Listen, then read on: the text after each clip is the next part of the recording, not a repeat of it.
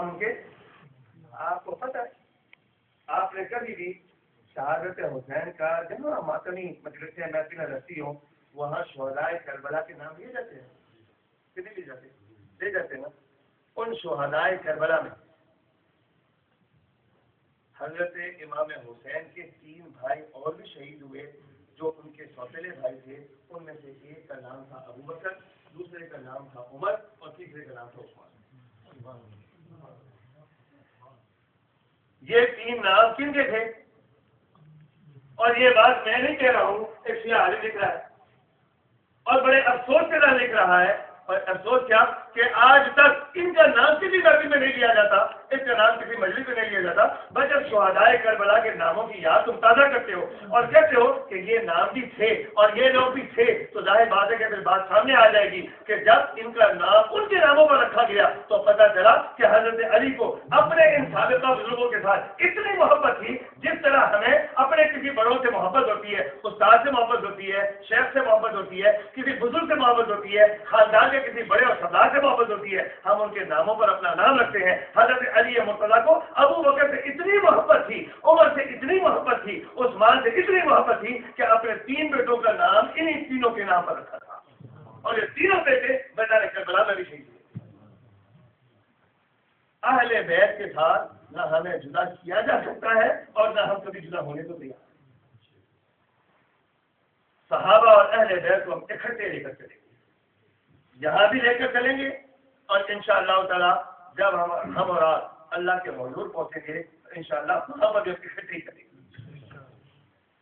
سرکار دو عالم صلی اللہ تعالی علیہ وسلم کا یہ خاندان بہت مبارک اور مقدس خاندان ہے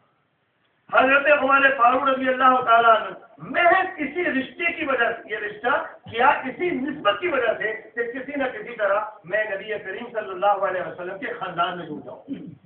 شادیوں کے لیے لڑکیوں کی کمی نہیں تھی اور خود حضرت عمر فاروق رضی اللہ تعالیٰ فرماتے ہیں کہ میں کسی خاص مقصد کے لیے کہ صرف اس طرح نیا بیوی ہوتے ہیں اس طرح سے شادی کر لوں ارے اس طرح اگر شادی کرنی ہوتی امیر المومنین تھے خلیفۃ المسلمین تھے آدھی سے زیادہ دنیا کے مالک تھے حسین سے حسین لڑکی کو اگر آواز دیتے حسین سے حسین لڑکی آپ کے دربار میں آ جاتی مال و دولت کی بھی کوئی کمی نہیں تھی روزانہ مال غنیمت آتا خوبصورت سے خوبصورت ترین لڑکی آپ کے حضور آ جاتی آپ ان میں بیٹی کے ساتھ نکاح کر لیتے نبی کریم صلی اللہ علیہ وسلم کے اس جلیل القدر ساری حضرت عمر فاروق نے صرف یہ بات کہی کہ میں اس لیے یہ رشتہ کرنا چاہتا ہوں کہ میں نبی کریم صلی اللہ علیہ وسلم کے اس خاندان میں شامل ہونا چاہتا ہوں جس خاندان کے بارے میں حضور نے فرمایا کہ قیامت کے دن سارے رشتے ٹوٹ جائیں گے سوائے میرے رشتے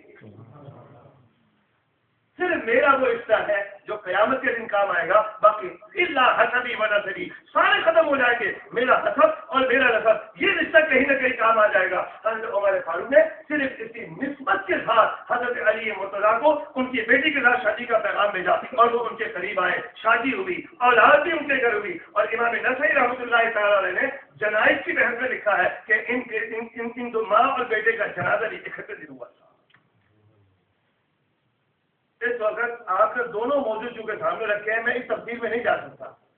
ورنہ ایک طرف حضرت عمر فاروق کی تفصیل ہے اور دعا کریں اس پر میری کتاب اس وقت چھپ رہی ہے 950 صفحے کی حضرت عمر فاروق پر 2 جلدوں میں اور انشاءاللہ مارچ کے پہلے ہفتے میں آ جائے گی اس میں نے سارے ان لوگوں کے دلائل کا بھی جواب دیا ہے کہ جنہوں نے حضرت عمر فاروق پر تحریف شریعت کا الزام لگایا طلاق کے مسئلے پر مطلق کے مسئلے پر تراویح کے مسئلے پر اور ان مسئلوں پر جس طرح ان پر تعریف شریعت کا الزام لگایا ان کے بھی جوابات دیا ہے اور جہاں جہاں ان پر توہین نبوت کے الزامات آئے ان سب کے بھی جوابات میں نے نقل کی ہے ایک پوری تفصیل ان کی ہے اور دوسری تفصیل حضرت امام حسین رضی اللہ تعالیٰ عنہ کی اور اس وقت وقت اتنا نہیں کہ میں ان دونوں تفصیلات میں اتنی دور تک چلا جاؤں کہ جہاں سے پھر لوٹنا میرے لیے ناممکن ہو جائے اس لیے مہینے کی مناسبت سے ایام کی مناسبت سے تھوڑا سا مناسب معلوم ہوتا ہے کہ آپ کو حضرت امام حسین کی مختصر سی تاریخ کا صحیح ہے کہ کون کیا تھے سرکار دو عالم صلی اللہ تعالی علیہ وسلم کے یہ نقطے ذکر تھے حضرت صلی اللہ تعالی علیہ وسلم ان کے کون لگے ابھی پیدا نہیں ہوئے تھے حارث کی بیٹی نے خواب دیکھا. خواب یہ دیکھا کہ نبی کریم صلی اللہ علیہ وسلم کے بدن کا ایک حصہ کٹ گیا اور کٹنے کے بعد ایک ٹکڑا میرے گود میں آ گرا ہے. بڑی پریشان ہو گئی.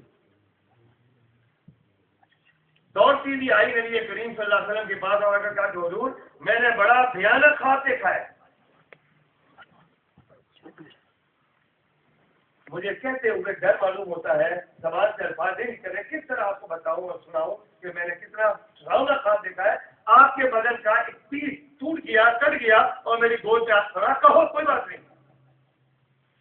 اس خاتون نے جب اپنا خواب سنایا، نبی کریم صلی اللہ علیہ وسلم نے فرمایا یہ خواب اب برا نہیں ہے، اچھا ہے، مبارک ہو، فاطمہ کے گھر لڑکا ہوگا اور وہ لڑکا تمہاری گود میں آئے گا.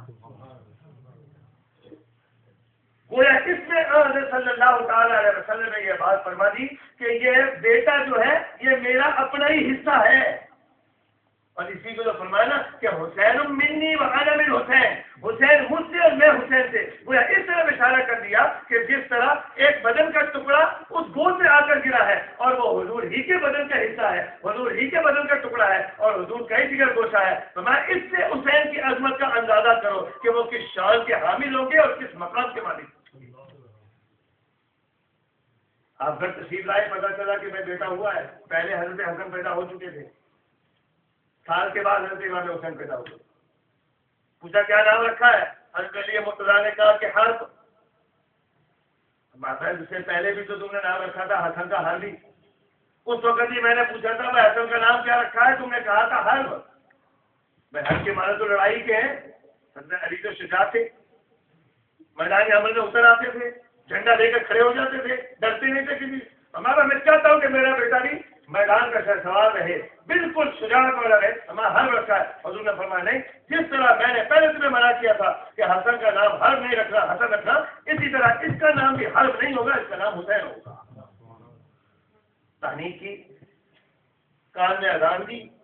پیار کیا، محبت کی.